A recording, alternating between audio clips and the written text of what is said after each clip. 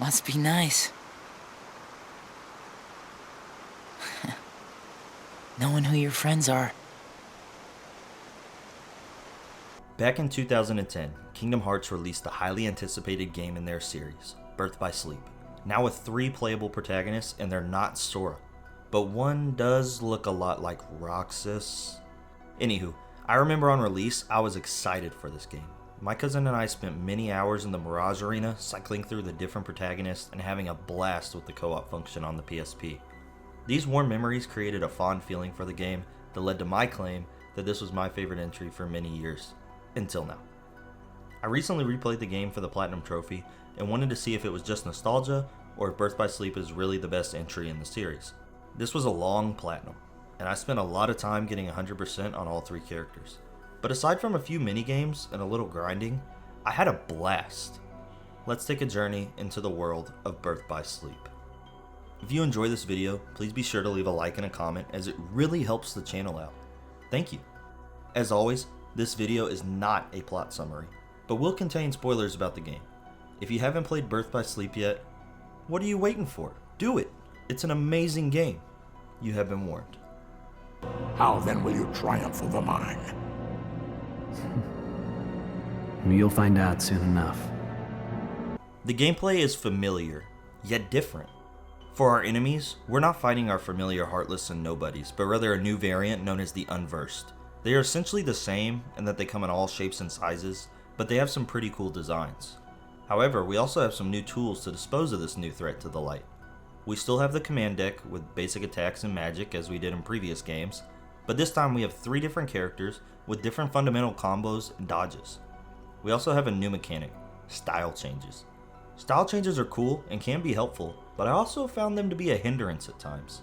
Some are incredibly useful, such as Ven's ultra-fast fever pitch that lets you strike quickly, while some are annoying, such as Aqua's Spellweaver that leaves you wide open to attacks from faster enemies.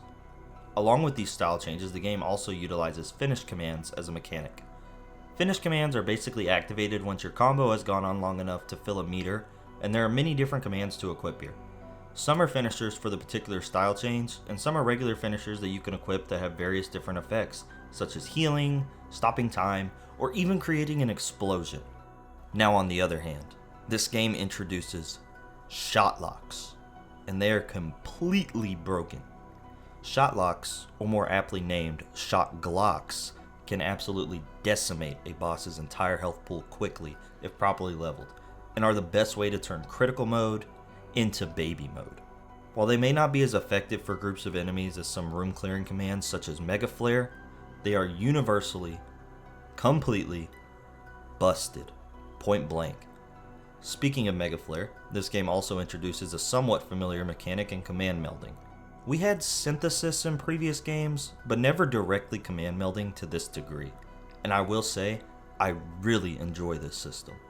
The abilities you gain from melding certain combinations is so complex, a guide is definitely necessary if you want to get every ability, and some of the commands you can make, such as Mega Flare or even Thunder Surge, are so useful you'll definitely want to experiment some with different combinations.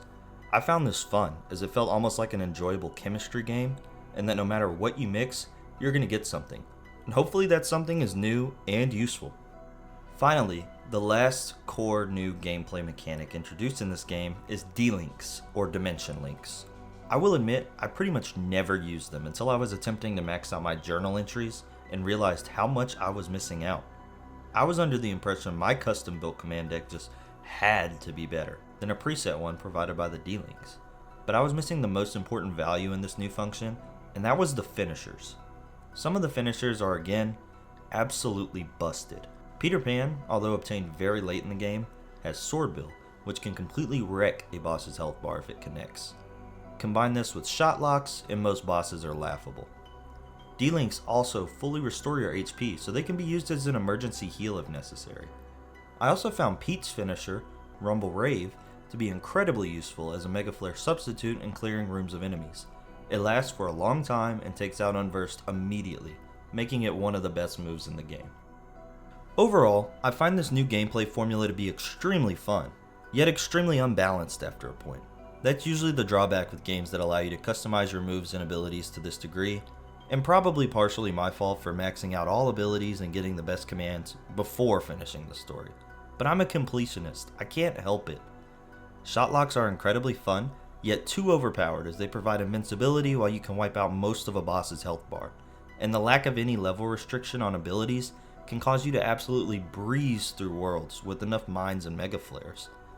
Leveling in this game also has no restriction, and it is very easy to outlevel the game. As I see a lot of people online mention they beat the game at around level 25 with a character, whereas I was usually around that level at the halfway point. I'm sure you can restrict your level ups to make the game more balanced and fair, but you shouldn't have to in order to enjoy a difficulty challenge in a game. I always found the first 2 or 3 worlds challenging on critical, then once I'd spent some time exploring and leveling a bit, I breezed through the rest of the game.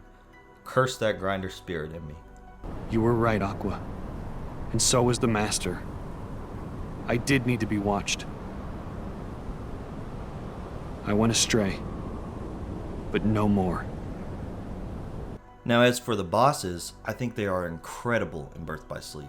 Since we have 3 protagonists, we have a lot of different bosses with a lot of variety.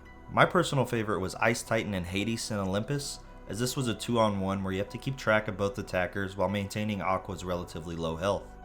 There is also an even better version of this in the Mirage Arena, where you fight Hades and Zack, and I found this to be my favorite non-super boss in the game. It was challenging, yet fun, and I really enjoyed this battle with all 3 characters. Some other highlights include Dragon Maleficent, Vanitas with Mickey, Vanitas in general, and all the final bosses were a blast. Every encounter in the Keyblade Graveyard exceeded expectations, and while we're mentioning in-game bosses, the bosses in both the final and secret episode are also amazing. Now we finally get to the super bosses. This may be controversial, but I enjoyed them all. My absolute favorite boss in the entire game was No Heart. I mean, he looks cool, his moves are cool, he's lightning fast, and he has some pretty sick special moves. I get that the mysterious figure can be unfair at times, especially his dumb Doom move, and I know he's not very popular in the community, but playing on Final Mix, I found the dodge and Thunder Surge strategy tense, challenging, and extremely entertaining. It felt like a Dark Souls boss, especially with Terra and his terrible dodge. Armor of Arakis was cool in that he blocks everything, and your attacks do such little damage, you're essentially forced to block and counter to do any real damage to him. And Vanitas Remnant, well, he was essentially Vanitas ramped up to the max difficulty, and Vanitas is a great boss, so I'm not complaining. What's wrong? Giving up already? Overall, I think the bosses of this game are a definite highlight, and Birth by Sleep is worth experiencing for them alone. Not all of them are great, but particularly on critical mode, you'll at least get enjoyment out of most of them. Especially hitting Vanitas with the 0 gravity and watching him float as you whack him to death. So satisfying. Anyways, moving on to the story. It's always about your friends, isn't it? At least I have some. I've become a part of their heart, just as they become a part of mine. My friends are my power, and I'm theirs. Now, just being honest here, if I were to attempt to do a deep dive into the story, we'd have one of those memes of the 5-hour videos explaining the Kingdom Hearts lore. I don't really do plot summaries anyway, so I'm just going to provide a basic overview here for anyone who needs a refresher and hasn't played the game. Basically, we have 3 protagonist Keyblade wielders that you can play as in whatever order you want.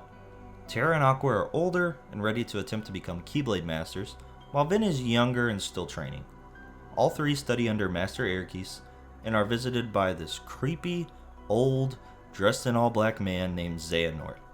Xehanort and his pupil Vanitas are clearly the villains based on their attire alone, and they attempt to guide Terra towards the dark side Luke Skywalker style, while encouraging Vin to have an ultimate battle with Vanitas, who embodies the counterpart to his Heart of Light. Aqua's antagonist is basically keeping the boys from dying and trying to save everybody. You know, responsibility.